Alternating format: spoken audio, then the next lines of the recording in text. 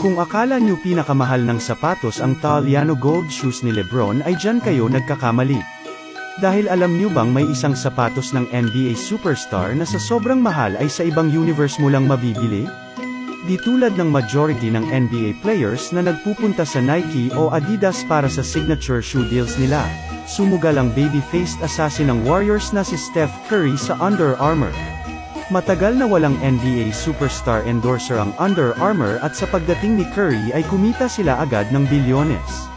At bilang commemoration ng pag-break ni Steph ng NBA 3-point record ay gumawa ang Curry brand ng record-breaking shoe, ang Curry Genesis Flow. Bilang napaka-espesyal na sapatos nito, hindi ito basta mabibili ng normal na tao tulad natin dahil binibenta ito sa metaverse, o bilang isang NFT.